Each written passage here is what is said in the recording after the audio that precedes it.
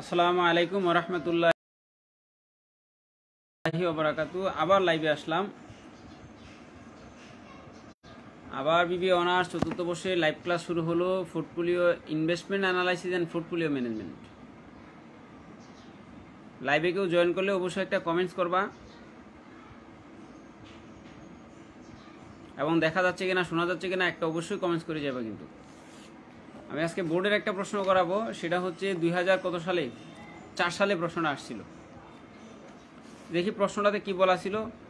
An investor purchase an asset 50 টাকা 500, অর্জের একজন investor 500 টাকাতে একটা অ্যাসেট কিনেছিল। At the end of the holding period he had been given 60 টাকা, তাকে দেওয়া হয়েছিল 60 টাকা অ্যাজ ডিভিডেন্ড হিসাবে, অ্যান্ড চার্জ 8 টাকা অ্যাজ কমিশন। 8 টাকা কমিশন আবার আছে। জানি আমরা ব্রোকারেজ হাউসে কোনো কিছু বিক্রি করলেও টাকা দিতে হয়, কিনলেও টাকা দিতে হয়, তো কমিশন দিতেই হবে। দ্য রেজাল্টিং দ্য প্রাইস ওয়াজ কত, 600 টাকা। 500 টাকার জিনিস শেষে হয়ে গেল কত টাকা, 600 টাকা। Calculate rate of return on this investment. আমি যে ইনভেস্টটা করলাম আমার লাভের হারটা কত। মূলধনী 500 টাকার জিনিস 600 টাকা হয়েছে 100 টাকা লাভ, আবার 60 টাকা পাইছি লভ্যাংশ, আবার 8 টাকা ছিল কমিশন, তার মানে আমি পাইছি কত টাকা, 52 টাকা। এদিকে হয়েছে 100 টাকা। আমার লাভটা কত, ইনভেস্টটা কত, সেই বিষয়গুলো জানা থাকতে হবে। রেট অফ রিটার্ন বের করার যে সূত্রটা, P1 মানে কি, শেয়ারের শেষের দাম, P0 মানে শেয়ারের ইনভেস্টমেন্টের দাম, যত টাকা আমি ইনভেস্ট করছিলাম, ডি মানে লভ্যাংশ, আর সি মানে কি, কমিশন। তো প্রত্যেকটার মান দেওয়া আছে। P1 এর দাম, শেষের দাম, end of the year, end of the period, holding period, share price ছিল 600 টাকা, বিগিনিং প্রাইস 500 টাকা, লভ্যাংশ 60 টাকা, কমিশন 8 টাকা, আর ইনভেস্ট করছি কত টাকা, 500 টাকা। 500 দ্বারা ভাগ করে ফলাফল যেটা আসবে সেটাই হলো কি রেট অফ রিটার্ন, অর্থাৎ 0.304, সেটাকে 100 দ্বারা গুণ করলে 30.4%, অর্থাৎ rate of return from this investment কত পার্সেন্ট, 30.4%। এটা বোঝার মতন আশা করি কোনো সমস্যা নাই। আর কোনো স্টুডেন্ট যদি না লিখো খাতার মধ্যে, তাহলে অঙ্ক পারবা না, পারা সম্ভব না। অবশ্যই অঙ্কগুলো লিখতে হবে, প্র্যাকটিস করতে হবে, সহজ হলেও করতে হবে, জটিল হলেও করতে হবে। এবার চলে আসলাম 2005 সালে সেই অঙ্কটা আসছিল, সেটা আরেকটু জটিল প্রকৃতির। আগে প্রশ্নটা পড়ে নেই, তারপরে সমাধানের দিকে যাব। প্রথম প্রশ্ন বললো, assume they an investors buy 1000 share common stock Douglas incorporation 100 টাকা ফ্রম ব্রোকার। ব্রোকার থেকে কিনবে 1000 শেয়ার, কিনবে 100 টাকা করে, তাহলে 1100 হলে 1 লাখ টাকা লাগবে। হোয়ার, যেখানে হি হ্যাজ পুট আপ কত, 50,000, 50,000 টাকা তার রাখতে হবে টু ইনিশিয়েট দ্য ট্রানজ্যাকশন। শুরুতে এই এতগুলা শেয়ার কেনার জন্য তার 50,000 টাকা রাখতে হবে। আমরা দেখতেছি শেয়ার কিনতে লাগে 1 লাখ টাকা। You are required to calculate initial margin. Initial মার্জিনটা বের করতে হবে। আমরা জানি ইনিশিয়াল মার্জিন কি, মালিক যে পরিমাণ টাকা রাখবে টোটাল ট্রানজ্যাকশন দ্বারা ভাগ করলে যে পার্সেন্টেজটা আসবে সেটাই হলো কি ইনিশিয়াল মার্জিন। তো পুটস আপ ইনভেস্টমেন্ট মানে অ্যামাউন্ট কি, ইনিশিয়াল মার্জিনের সূত্রটা কী ছিল আমরা জানি, যে অ্যামাউন্ট ইনভেস্টর পুটস আপ, ইনভেস্টরে যে পরিমাণ টাকা রাখবে সেইটা। ইনভেস্টরের টাকা সরাসরি বলেই দিয়েছে 50,000, তো 50,000 অ্যামাউন্ট অফ ট্রানজ্যাকশান, 1000 শেয়ার 100 টাকা করে হলে 1 লাখ টাকা হয়। তাহলে 50,000কে 1 লাখ দ্বারা ভাগ করে 100 দ্বারা গুণ করলে কত পার্সেন্ট হয়, ইনিশিয়াল মার্জিন 50%। প্রথমটার সমাধান কিন্তু হয়ে গেল অতি সহজেই। এবার আসি দ্বিতীয়টাতে কি বললো একটু দেখে নেই প্রশ্নটা আগে। Actual margin when share price drops 90 টাকা 5 শেয়ার। শেয়ার কিন্তু 100 টাকা ছিল, বলছে শেয়ার যদি 90 টাকা হয়ে যায়, does the investor need to satisfy A call margin if the maintenance margin কত পার্সেন্ট, 30%। আমি কিন্তু 30%ও বলছিলাম। মেনটেন্যান্স মার্জিন হলো এমন একটা পর্যায় যে এই যে সিকিউরিটি ভ্যালুকে, টোটাল সিকিউরিটি ভ্যালুকে যদি ঋণ বাদ দিয়ে বাকি টাকাটা দ্বারা যদি কী করি, মালিকের টাকা থেকে ঋণের টাকা বাদ দিয়ে সিকিউরিটি ভ্যালু দ্বারা ভাগ করলে যদি 30%-এর কম হয় তাহলে কল মার্জিনের প্রয়োজন হবে। মেনটেন্যান্স মার্জিন হলো 30% কম আসলে মালিক কর্তৃপক্ষ, যে আমাকে ব্রোকারেজ হাউস আমাকে সাহায্য করলো টাকা দিয়ে, সে আমাকে কল দিবে যে আপনি ক্যাশ টাকা জমা করেন, আপনার শেয়ারের দাম অনেক বেশি কমে গেছে। এই বিষয়টা হচ্ছে এমন যে সবগুলা শেয়ার বিক্রি করে যদি উনার ঋণের টাকা নিতে না পারে তাহলে তো উনি কল করবেই। এই জন্য এটা নির্দিষ্ট মাত্রা বলে দেই। শেয়ারের দাম যদি 5,000 টাকা হয় তাহলে যে ঋণ আমাকে দিল 50,000 টাকা, সে তো 1 টাকাও পাবে না।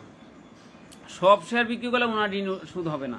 সেজন্য একটা নির্দিষ্ট মার্জিন বলে দেয় যে এই পর্যায়ে আসলে আপনি অবশ্যই ক্যাশ জমা দিবেন, অন্যথায় আপনার শেয়ার বিক্রি করে আমি কিন্তু নিয়ে নিব, যে ব্রোকারেজ হাউস নিয়ে নিবে, অর্থাৎ ব্রোকার হাউস এই জায়গায় কল মার্জিন দেয়। তাহলে 2 নম্বরের প্রশ্নটা আবার আসি, অ্যাকচুয়াল মার্জিনটা হয় কত এবং কল মার্জিনের প্রয়োজন আছে কিনা সেটা আমরা জানবো। আর অ্যাকচুয়াল মার্জিনের সূত্রটা আশা করি সবাই পারো, যে অ্যাকচুয়াল মার্জিন মানে কি, CBS, security current value of securities, সিকিউরিটিজের বর্তমান মূল্য মাইনাস করতে হবে কি, লোন। লোন কত পার্সেন্ট, যেহেতু 1 লাখ টাকা শেয়ার কেনার জন্য মালিক রাখছিল 50,000 টাকা, তাহলে আমাকে অবশ্যই ব্রোকারের হাউস 50,000 টাকা কিন্তু ঋণ দিয়েছে। তো মার্কেটের বর্তমানে সিকিউরিটি ভ্যালু আছে 90,000, 90,000 থেকে 50,000 মাইনাস করে 90,000 দ্বারা ভাগ করলে রেটটা কত আসছে, 44.44%। That is there is no need to call margin because actual margin is greater than maintenance margin. So no, the investor does not need to satisfy the call margin because the actual margin is greater than the maintenance margin. অর্থাৎ 44.44% আছে actual margin, আর maintenance margin কত, 30%। এই রেটটা যদি 30 বা তার কমে হয় তখন কল মার্জিনের প্রয়োজন হবে। আশা করি এই বিষয়টাও সবারই ক্লিয়ার এবং বুঝতে কারো বাকি নাই। এবার চলে আসবো, তারপরে আবার একটা প্রশ্ন করছে রিকোয়ারমেন্ট 4 নম্বরে। 3 নম্বরের রিকোয়ারমেন্টে কি বলছে সেই প্রশ্নটা একটু দেখি। বলা হলো, what is the cash amount required to equalise the investor equity at the market price 65 share.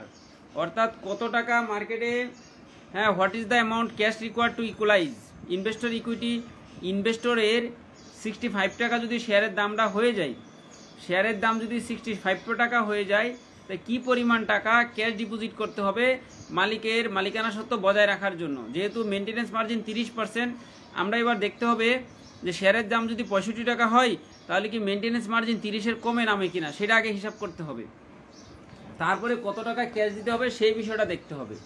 তাহলে এবার আসি অ্যাকচুয়াল মার্জিন, আবার সে বের করি। 65 টাকা হলে 1000 শেয়ারের দাম কি হবে, 65,000 টাকা। 65,000 থেকে ঋণের পরিমাণ কিন্তু কমবে না, ঋণের পরিমাণ কিন্তু 1 লাখই থাকবে। 65,000 থেকে 1 লাখ বাদ দিব। When the market price is 65 টাকা পার শেয়ার, অ্যাকচুয়াল মার্জিন সূত্র বসিয়ে আমরা হিসাব নিকাশ করে পাইলাম কত, 23.08%। অর্থাৎ এই ক্ষেত্রে অবশ্যই কল মার্জিনের প্রয়োজন হবে। এখন সে কত টাকা জমা দিবে সেটাও তো বের করতে হবে, সেটা বের করব। Since the actual margin is less than the maintenance margin, the investor will have to satisfy the call margin. Investor অবশ্যই কী করতে হবে, কল মার্জিন হবে এবং স্যাটিসফাই করতে হবে, ক্যাশ টাকা অবশ্যই ডিপোজিট করতে হবে। কারণ শেয়ারের দাম কী হয়ে গেল, অনেক কমে গেছে। অনেক কমে যাওয়ার কারণে যে আমাকে ব্রোকারেজ হাউস যে 50,000 টাকা ঋণ দিয়ে সহায়তা করলো, তার টাকাটা রিস্কের মধ্যে হয়ে যায়, যার কারণে আমাকে অবশ্যই ক্যাশ ডিপোজিট করতে হয়। অ্যান্ড কী পরিমাণ amount of calculation of amount of margin call করার জন্য কী পরিমাণ টাকা আমার ক্যাশ করতে হবে সেটা বের করার জন্য মেনটেন্যান্স মার্জিন 30%। আমরা জানি current security value minus amount of borrowed, মানে ঋণের টাকা বাদ দেওয়ার পরে প্লাস ক্যাশ করতে হবে, যেহেতু আমার টাকা এই জায়গায় কী আছে, শর্ট আছে। আর current security value plus cash, এটার মান দেওয়া ছিল কারেন্ট সিকিউরিটি ভ্যালু 65,000, ঋণের পরিমাণ 50,000, ক্যাশের পরিমাণ জানা নাই। কারেন্ট সিকিউরিটি ভ্যালু 65,000, ক্যাশ কিন্তু জানা নাই। এবার আমরা এটা আর গুণন করে নিব। আর গুণন করা পারো না এমন কেউ হয়তো নাই, আর গুণন সবাই পারবা।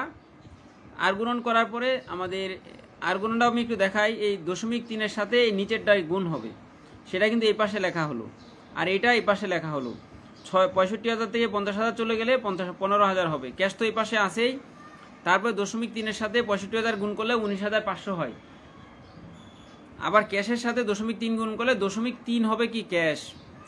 এবার আসি এদিকে, শুধু ক্যাশ মানে কি 1 ক্যাশ, আর 0.3 ক্যাশ মানে কি 0.7 ক্যাশ হবে। আর 19,500 এদিকে 15,000 ছিল, প্লাসের বিপক্ষ হলে মাইনাস হবে। 19,500 থেকে 15,000 চলে গেলে কি হবে, 4,500। আর 0.7 ক্যাশ দিয়া, ক্যাশ রেখে 0.7 দ্বারা এটা ভাগ করলে ক্যাশের পরিমাণ কত হবে, 6,428.57 পয়সা জমা দিতে হবে। অর্থাৎ ক্যাশ রিকোয়ারমেন্ট হবে এত টাকা আমার ক্যাশ জমা দিলে, আর রিস্ক থাকবে না, মেনটেন্যান্স মার্জিনটা তখন মেনটেন করা হবে। আশা করি এটাও বোঝা গেছে, কারো সমস্যা নাই। এবার আসি আরেকটা প্রশ্ন, prepare the show balance sheet of the investor equity margin amount after cash deposit. বললো কি এই জায়গায় কোনো কিছু করতে হবে না, ব্যালেন্স শিটটা দেখাইতে হবে। মালিক ক্যাশ ডিপোজিট করার পরে ব্যালেন্স শিটটা কী অবস্থা আছে সেটা দেখাইতে হবে। তাহলে আমি সেই ব্যালেন্স শিটটা একটু দেখাই। Value of security, value of stock 1000 গুণ 65 আছে, 65,000 টাকা। আর ক্যাশ দিলাম কত, 6,428.57 পয়সা। টোটাল হচ্ছে কত, 71,428.57 পয়সা টোটাল অ্যাসেট। আমরা জানি টোটাল লাইবিলিটিসের সমান হবে। তো লোন ফ্রম ব্রোকারেজ থেকে 50,000, মালিকের কত টাকা ছিল 65,000-এর মেনটেন্যান্স মার্জিনটা, অ্যাকচুয়াল মার্জিনটা কত, মালিকের আছে দাবি 23.08%। ইকুইটি শেয়ারের ইকুইটির যত টাকা ইকুইটি আছে অ্যাকচুয়াল মার্জিন দ্বারা গুণ করে ক্যাশটা যদি আমরা যোগ করে যাই তাহলে এই টাকাটা চলে আসবে। মালিকের ভাগে কত টাকা আছে সেটা চলে আসবে, সেটার সাথে যোগ করলে কি হয়, দুই পাশ মিলে যাবে।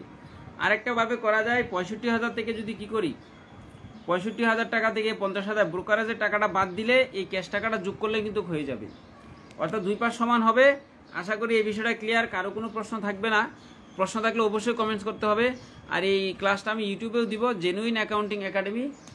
কোনো স্টুডেন্ট দেখে থাকলে অবশ্যই কমেন্টস করবা এবং বুঝতে চেষ্টা করবা, কোনো কিছু না বুঝলে কমেন্টস করে রাখবা, আমি নেক্সট এটা রিপ্লাই দেবো আশা করি।